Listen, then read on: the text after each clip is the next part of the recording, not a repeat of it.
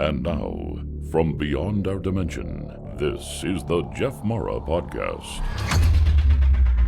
Here's Jeff. My guest is Hakim Isler, combat veteran, Psyop expert, 25-year student of Ninjitsu, trained remote viewer, and survivalist that has been on 2 seasons of Naked and Afraid. He's also involved in Mindsight and creating the first edition of the Psy Games, also known as the Psychic Olympics. Hakim, thank you for joining me and welcome. Yeah, thank you. Thank you for having me, Jeff. I really appreciate it. If you don't mind, let's start with how did you go from a military career into spirituality? Oh, that's a beautiful question. And actually, it was reversed. I was already, although I was very physical in my younger years, I moved to Ohio to train in this ninja martial arts with the first American ninja, first guy to go to Japan and bring it back. And so part of that culture, part of that knowledge base was that these people who were the ninja of old in Japan were these spiritual warriors that lived in the mountains. Some people would call them like warrior monks, and that's where they got a lot of their tradition from. And so, and then my teacher was the Tibetan Buddhist who was also the protector of the Dalai Lama. Before the Dalai Lama was recognized as a dignitary to be protected by the US. So I got a lot of that background through that training out in the wilderness, training with him, doing meditations, things of that nature. Then I joined the Army. And then that was kind of where I kind of stepped out of that role and started thinking more pragmatically and more in depth about how the human psyche worked and things of that nature in Psyop. And as I got out of the military, I kind of went back to my wilderness roots and really doing stuff in in nature and doing these immersions and really growing in that way. Anywhere along your spiritual path, did you have some sort of spiritually transformative experience that gave you a profound awakening? Oddly enough, I think it was very planned that way by the universe. I end up doing this Naked and Afraid show, the first episode that I was in, and I end up in the Himalayan mountains in India, and right on the outskirts of a temple dedicated to Shiva, this like being of transition and change, and so I I end up going into this forest with nothing on, no clothes, no food, no water, no shelter. And within 3 weeks of that whole experience, I was changed. I was somebody new. I had this profound awakening. I had confronted my own PTSD that I'd been hiding from and burying for many years of my time in war and failed marriage and all these other things that happened. And then before you know it, I'm now out there with no distractions in this mountain, on this mountain, this really powerful mountain. And I had this profound awakening. And it was then that I realized that I wanted to come back and I needed to spend more time in nature. And I also needed to get people to nature in any way possible. And so I ended up purchasing my own land and I've been building like a wilderness retreat out there. And so that was kind of my big awakening at that moment. That's amazing. How was that? For me, the 2 biggest hurdles would be one, going barefoot because we all wear shoes all the time. That seems like it would be such a horrible thing. And 2, being naked in front of the opposite sex. Yeah, yeah.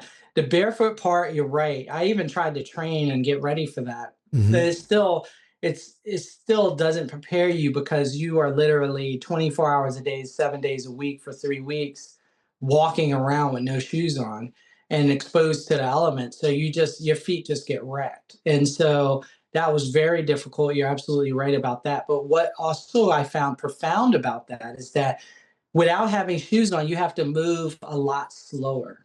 So it slows down your speed of movement, which also raises your ability to perceive your environment a lot stronger.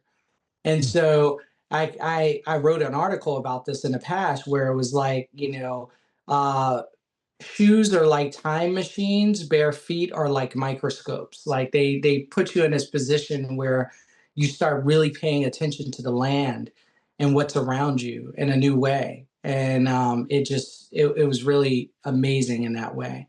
Now, when it comes to the naked part, when you realize game is on and you're out there, like that falls away super fast, because then you're just your instincts of survival kick in. So you walk up to this person, you guys see each other, but immediately you start thinking, oh my God, this is it. This is this is the moment. And they said once we meet, then it's game on. And now like they're hands off. And so, hi, we got a couple hours before the sun goes down and we freeze to death. So we better figure it out fast. And gawking at each other's private parts isn't going to really help that scenario much. How much weight did you lose? I lost 40 pounds in that 3 weeks. That's amazing. Yeah, I came back. I couldn't even do a push-up. I went in doing, a matter of fact, there's a cool video I shot of myself on when we got there. I got 3 days or 2 days to kind of climatize. And so I'm on the side of this mountain on this top of this rooftop. And I'm like working out with a chair and doing push-ups, and I could do like 60 push-ups in a minute. And then all of a sudden I get done with this thing and I couldn't do one push-up, period. Zero. And my body had eaten so much of its own muscle that it took me a while to really recover from that. I mentioned in the beginning that you are a Psyop expert. How do you define Psyop? Yeah, so Psyop, the actual definition is to persuade, change, and influence the hearts and minds of foreign target audiences. So Psyop is using different aspects of media and communication as a means to influence the hearts and minds of an audience, whatever audience that you're going after. Now, originally, American military psyop is only supposed to be for a foreign target audience. But what ends up happening quite often is that folks get out and they get jobs at media companies and they get jobs for politicians. And of course, they're not going to just erase all of their years and training, because they have that job. So they end up using that knowledge, unfortunately, against citizens of our own countries. So that's what happens. But that's the definition of it: to persuade, change, and influence the hearts and minds of a foreign target audiences using different types of media and communication. Do you think that a psyop is being used with this whole UFO subject? I would say that it's a pretty strong chance that yes, that is the case. And the beauty about, or the deviously beautiful side of psyop is that if you do it well, it's very difficult for people to figure it out. Because a psyop person or specialist that's all they do. So you think about what you could accomplish is if all you did for 10 hours every day was come up with ways to persuade, change, and influence people, then it would probably be really difficult for somebody to find their way to the truth of what that is, if you did it well. But I would definitely see that. And I don't know why. Some people say national security, things of that nature. Okay, we got that. But there's still things you could disclose and talk about, that would be not so much impactful to national security. Do you think that this New Jersey drone sighting thing was a psyop? I think it has potential. And, I talked to some friends of mine and I said, hey, if my commander came in and asked and said, hey, we have things flying around that we're not really sure what they are and we need to not have a panic on our hands, how would you deal with this? My first go-to would be, hey, don't tell anybody what's happening and just put a bunch of drones in the sky. Flood the sky with so many different types of looking vehicles that people can't discern what's real and what's fake, or what's ours, what's not, what's man-made, what's not man-made. And it always, and in that their own confusion, they can't unify around a topic, and therefore they can't really settle on something to say it's this or that. That's how I would write it. So I could definitely see that maybe there's some of that going on. But who knows? Again, if they've done their job well, which I think they probably did, um, we're all left guessing. We have UFO people saying it definitely was UFO, not plasmoids, and then you have, or UAP, I should say, and then you have others who are like, it was definitely drones, not UAPs, and that's exactly where everybody needs to be. Instead of everybody saying yes, it was a UAP, you got some people saying it was this, some people saying it was plasmoids, some people saying it was helicopters, some people saying it was UAPs. Like the fact that nobody can unify on a specific what it was means that the psyop was done well. What do you think about when they have these conferences of all these whistleblowers coming forward and, talking about the subject? Do you think that could be a psyop as well?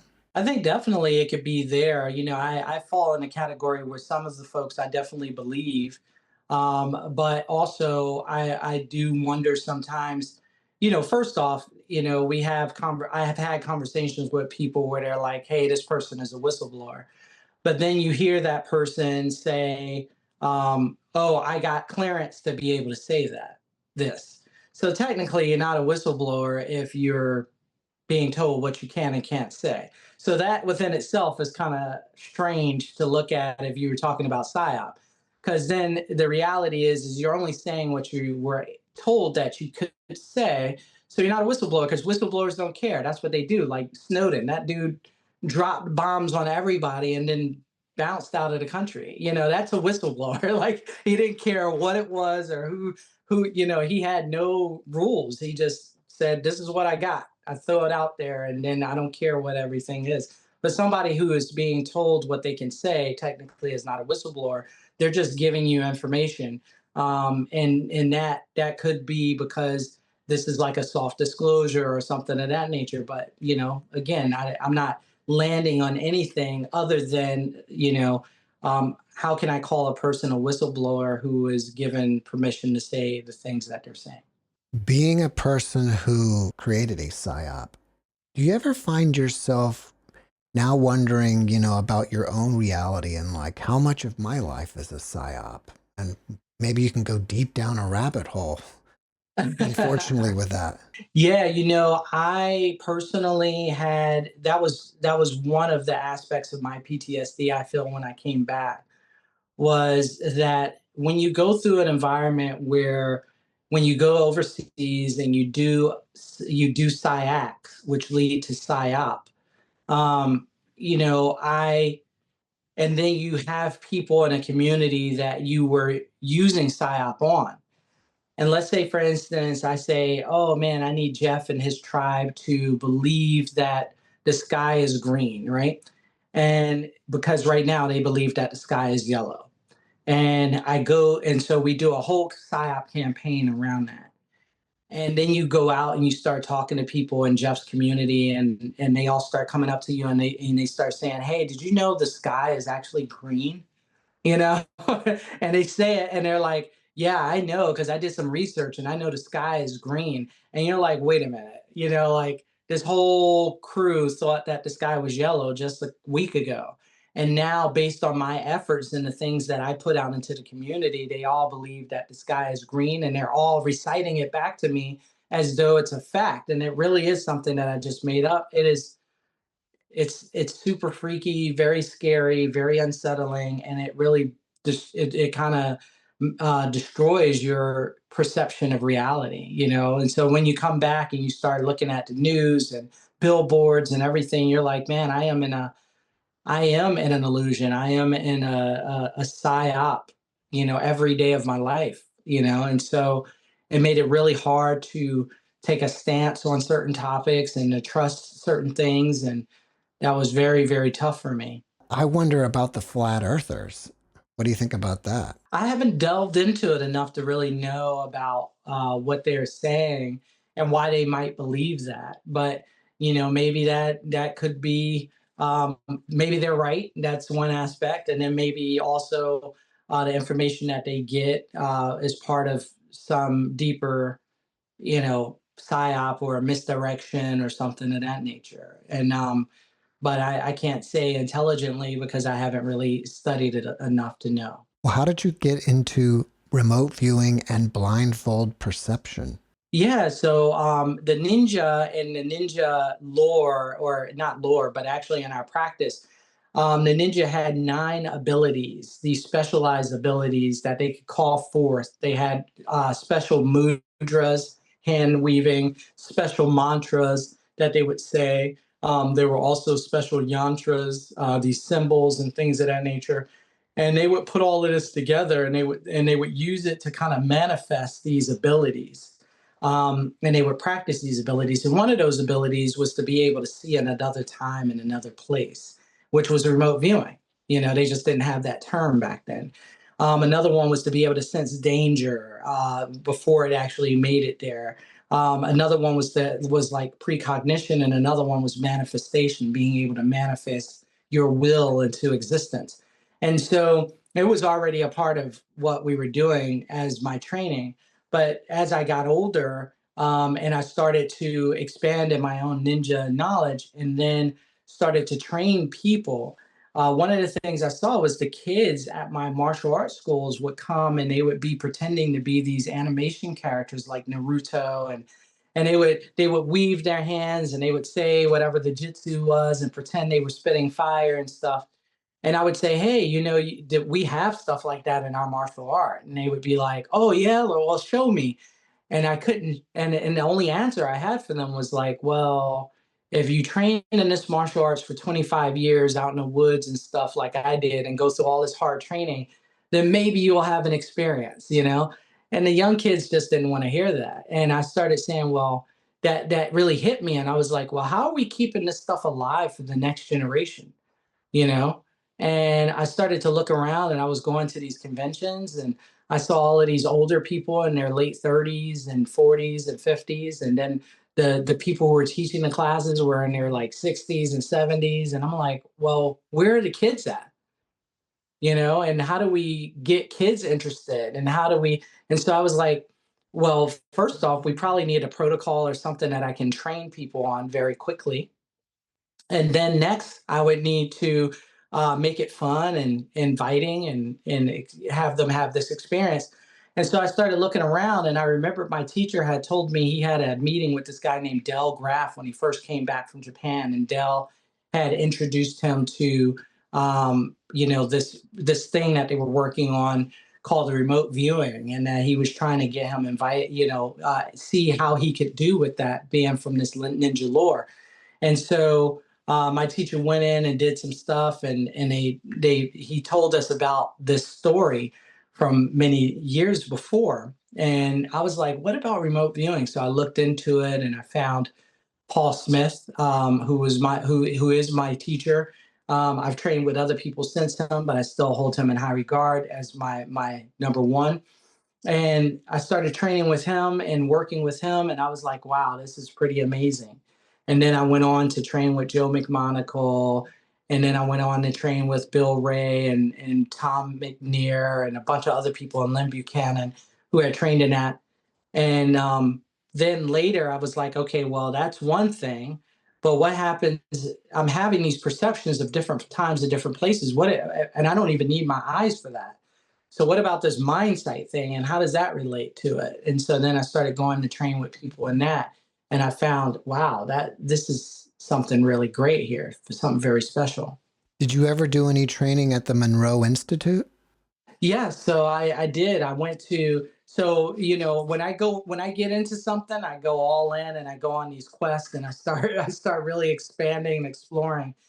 And I heard that the Monroe Institute with Robert Monroe, the Gateway program, was something that several people had went through in their training as they were growing in this, and several of the military people went through. So I was like, I want to explore that.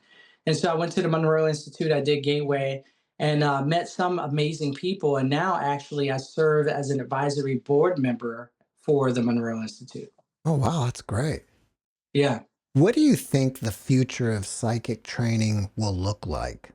I think if I have anything to do with it, I think the future of psychic training would be the Psy Games. And that's why I created it. It came as really a download that I kept kind of pushing off because I kept saying, I got way too much stuff to do. I can't really be paying attention to this stuff. I need to really be paying attention to what's going on with this other stuff.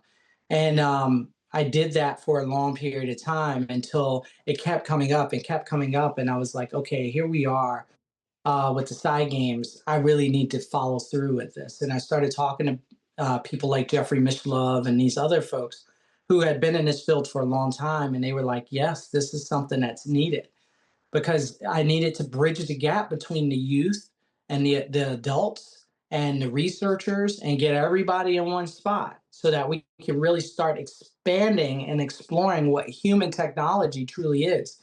Because right now we're moving very far into the tech technology, which is okay, but we're forgetting about our human technology.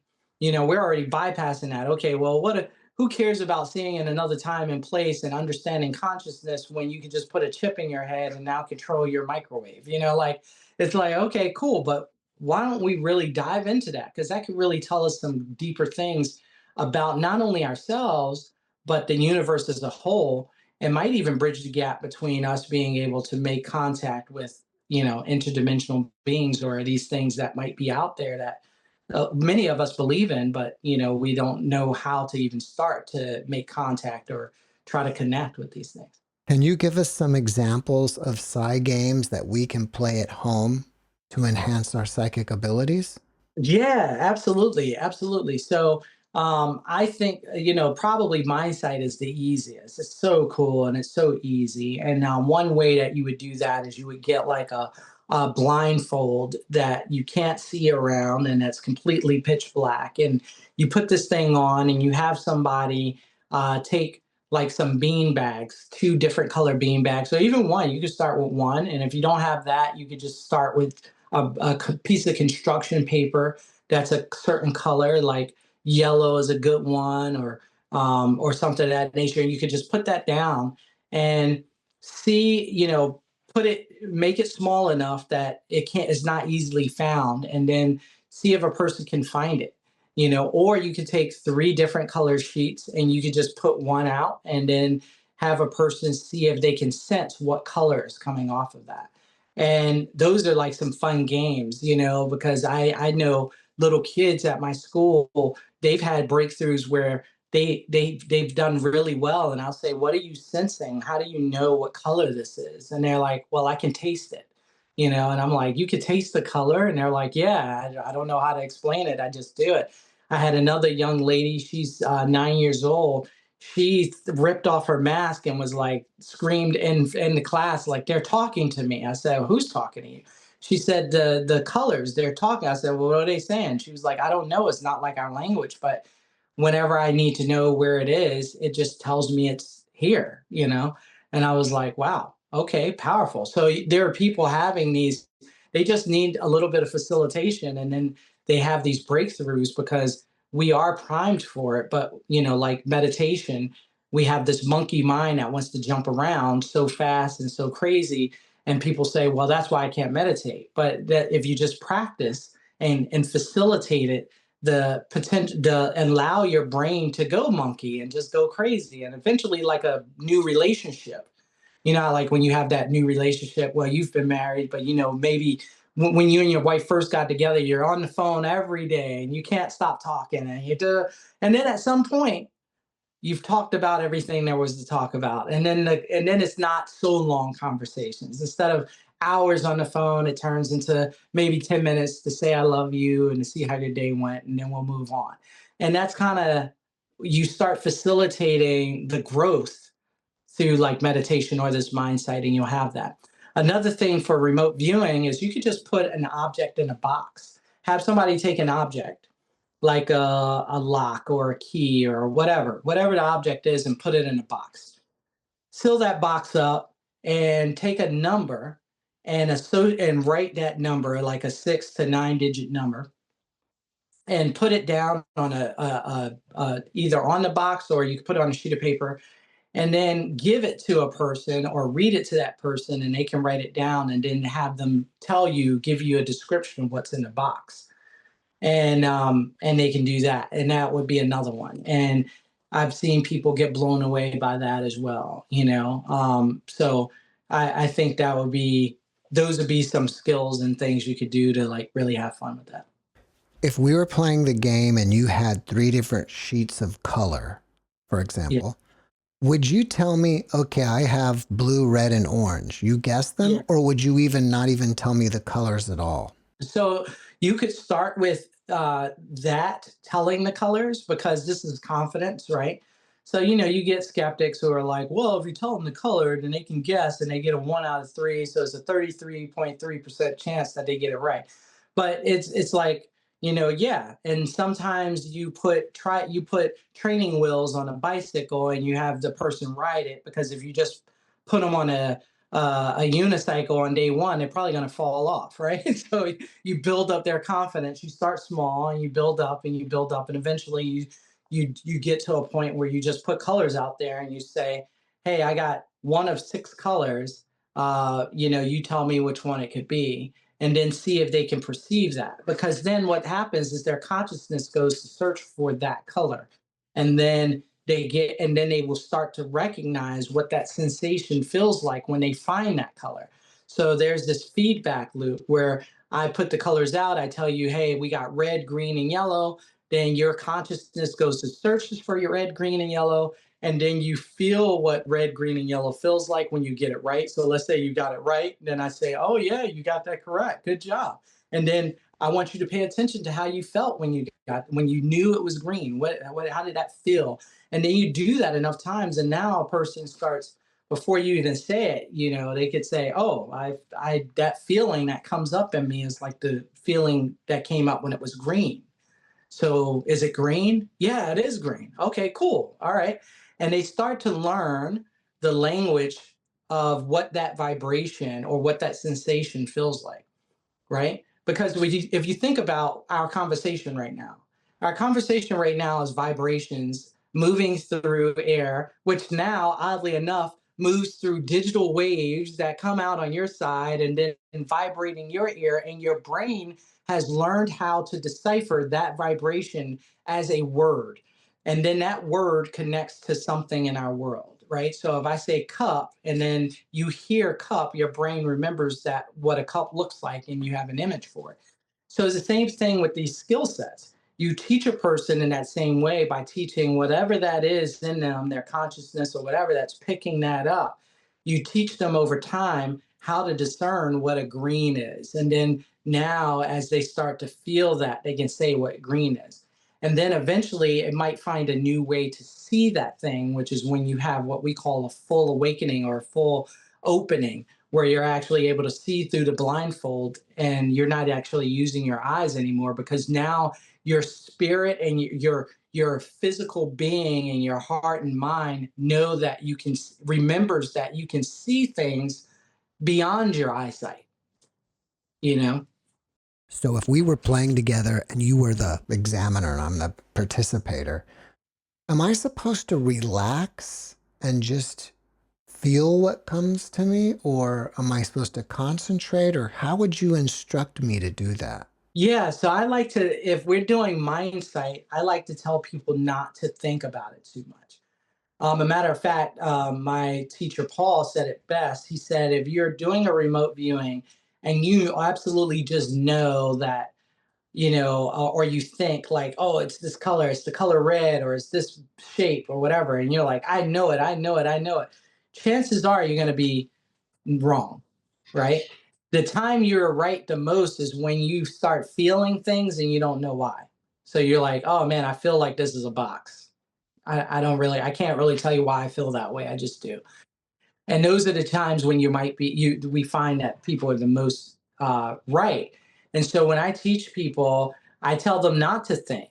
So if they think, I'll take it away. I'll be like, hey, there's 3 colors on the board. Tell me what they are. Or there's a bag out there. Find it. You know, tell me where the bag is. Tell me what color it is. And if you're like, you know, then I'm like, too late, let's move on, because you're thinking about it, right? And now you're in this logic, in this left brain trying to game it out. No, whatever you feel, the first feeling you come up with is what I really want to know.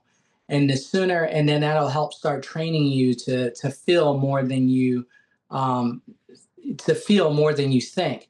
And then that translates into what we call a true knowing, right? A true knowing. Just like I know when I say the word cat, that you know what the word cat is and that I'm describing a cat. I just know that now. But there was a time that when I was learning how to speak as a child, I wasn't really familiar with cat and I wasn't sure what a cat was. And I had to get to a point of knowing.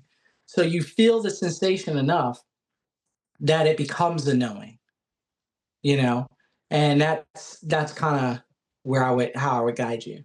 What if you're a skeptic and you don't believe in this at all? Do you think you can still feel the colors and objects? Well, they have the first timer effect that they explored in remote viewing, and quite often people who were like, I don't think this works, if you put them to the test, then they would have success. But I think also if you get the wrong type of person, they'll get in their own way because you'll tell them what they need to do or guide them on what they need to do, but they'll try to do other things. And so when I deal with adults, when you tell kids tend to just do what you say, right? You say, hey, just put the blindfold on and try to find it. And they're like, oh, okay, yeah, let's go. But adults, you say, don't try to hear, don't try to smell, don't try to do all this thing. Just put the blindfold on and then use your hand or use your sensation, your energy to try to find it. And then they'll take the mask off and they'll be like, well, I'll say, what did you feel? Well, when you first put it down, I thought I could hear where it was. So I was really trying to listen. And it's like, wait a minute. Didn't we start this saying, don't do that? And we get in our own way. And so skeptics, I think, can get in their own way as well. There's no debate, I don't think, depending on who you talk to, that if we believe we can't do something, that chances are we're not going to be able to do it very well. So if I say I can't do it, then I'm in my own way. That's part of the battle. Part of the battle is being able to get out of your own way. And even if you think that you may not be great at it, at least go in saying that it's a possibility I could do this. I don't know how well or how good or whatever, but I'm going to give it a shot. That's going to give you way better results than if you're just like, this doesn't work and it's crazy. You still might have some success, but I don't know if anybody studied what level of success you would have over a person who believes that they can do it. What level of success do you think you have? That's a great question. I've not delved into it as much lately as I was when I was training in it like every day, all the time. And I got really successful. I only had a few breakthroughs where I would see completely like what was happening. Like I could see the colors and so on and so forth. And that takes a lot of training, unless you're a natural, which just like anything, you might have somebody who picks up a basketball and just knows what to do with it. And then you might have somebody who picks up a basketball and they just got to train hard, hard, hard, and then they become a LeBron James, And so some people are natural and some people have to work for it. And so I think that I had the level of success that showed me not only how to do it, but how to help teach people to do it. And also prove to me that there's something more here. And and I just had this conversation today, actually. I thought, because, a lot of people tell me how good I am at things, they'll say, man, you're like a jack of all trades. You're good at a bunch of stuff, right? And I'm like, yeah. And so I used to think that, oh, I'm going to be the best Mindsight person, or I'm going to be the best remote viewer. And really what I found is that my true superpower is manifestation. If I speak it, it'll happen. So what that means though is that if I say I want to be good at remote viewing, I'm going to be good.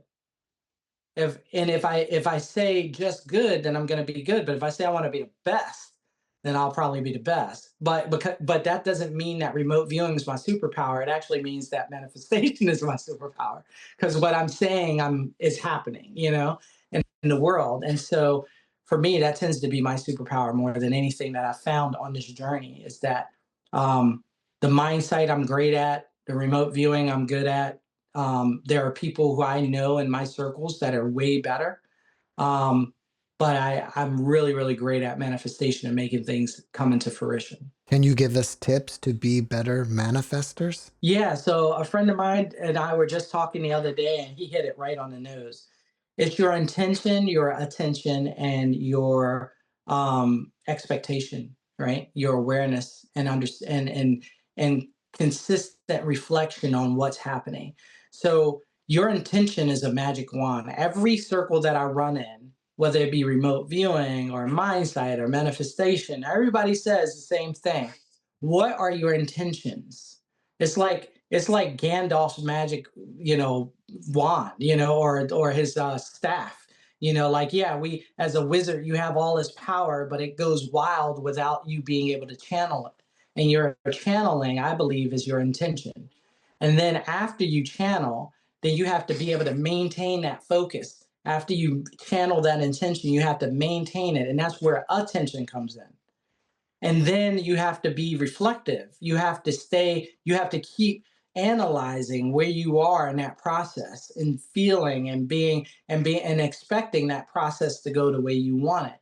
And so that intention, attention, and expectation, or intention, attention, and self-awareness and reflection, I think really is or introspection, that would probably even be better, is really where the power lies. So let's say that you are manifesting for a certain result, and then you get the result. If you want to keep getting that result, do you have to still keep manifesting that intention and the attention afterwards? Yeah, yeah, that's a great one. That's a great question because it becomes hard to hold intention on something consistently.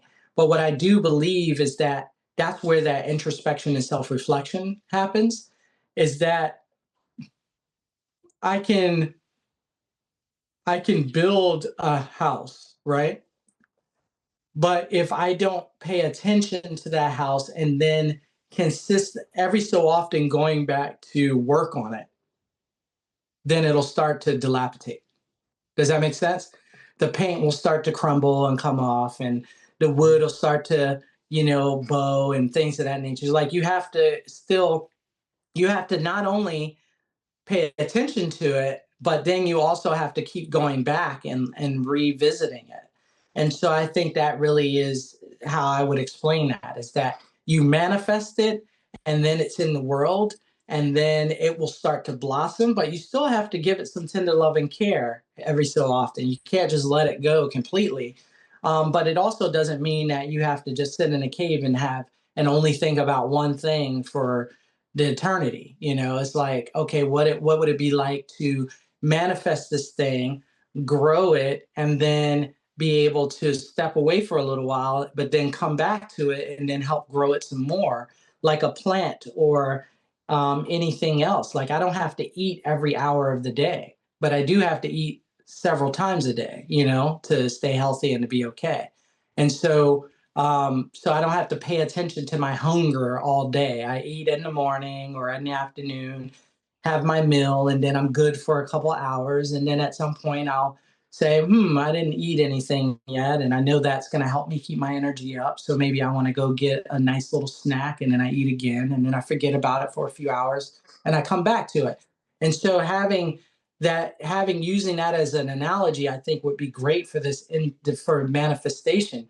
Hey, you don't have to be staring at it all the time once you bring it into existence, but you do have to come back and give it some care. Well, you have an event coming up with the Psy Games, right? Can you tell us Yes. about it? Yeah, so I have this Psy Games event, and the Psy Games is like you hit it on the nose, the Psychic Olympics, right? But it's not just a do event. It's not like you just go there and do stuff. It's for everybody. If you don't know much about psychic abilities or parapsychology, you can come and work with leaders in the field to learn more about how the mind works, how consciousness works, how spirit works, all those different things, how remote viewing works. You can learn about all of these things. If you know something about it, you can learn more about it because these are professionals in the field. If you know how to do it and you just want to raise your ability and test it and see how it is going, then we have the games aspect where you can have fun. And so it's a competitive event, but but people think when they hear the word competitive and consciousness in the same sentence, they get their hairs get all hot haywire. It's like, whoa, what? And I'm like, I believe that the word competition is just a word, and it's what you put around the word that really does. So if you go in with love and light and fun and friendship and development, then that's what happens, like two little teddy bears or two little bears wrestling around, brother bears or sister bears or whatever. They're wrestling around. They're not trying to hurt each other. They're trying to make each other better so that they can survive when they go out on their own. They're just having fun. And so these games and how we push ourselves and inspire ourselves to the next level of our psychic potential is what it's really about. It's about fun, community, collaboration, and development, right? And so, or inspiration. And so, this idea that, okay, we have people out there who have these psychic abilities, but then where are they at?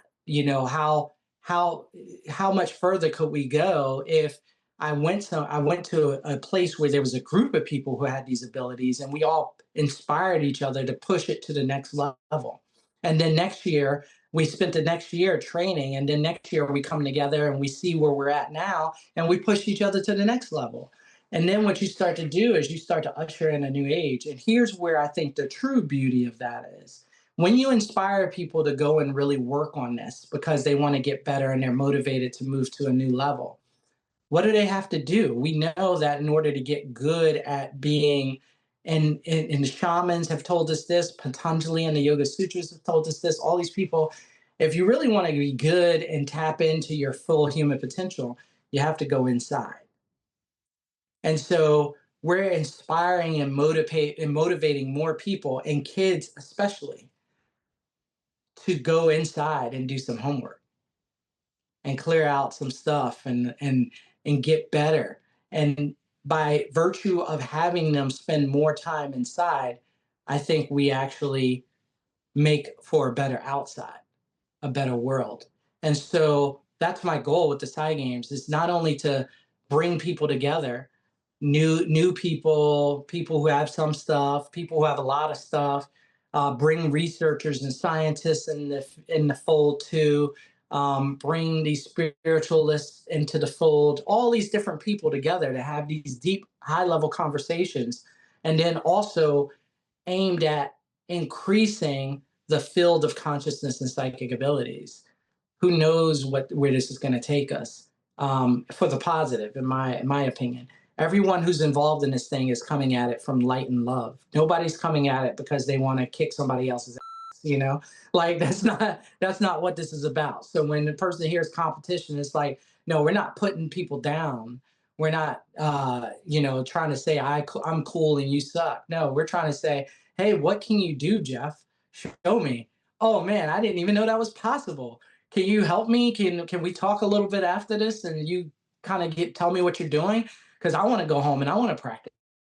And then I go home and I practice it, and then I come back and I'm better, and then you might even be even better. And so now I'm like, oh man, he's still better. Okay, cool. Let me try that again. Or we might Zoom together and help each other grow. And these type of relationships is what we're trying to build. This type of thing is what we're trying to develop. There's plenty of other events out there that are superficial on the surface, and telling people that they have to care about how big their chest is, or how this is, or how that. There's plenty of that out there.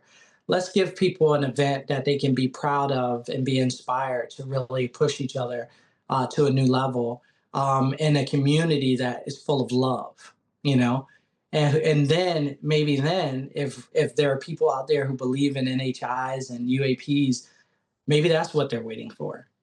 Maybe they're like, we need, instead of these guys shooting each other and caring about who can make the most touchdowns, these guys are actually worried about helping each other and inspiring each other to new levels of consciousness.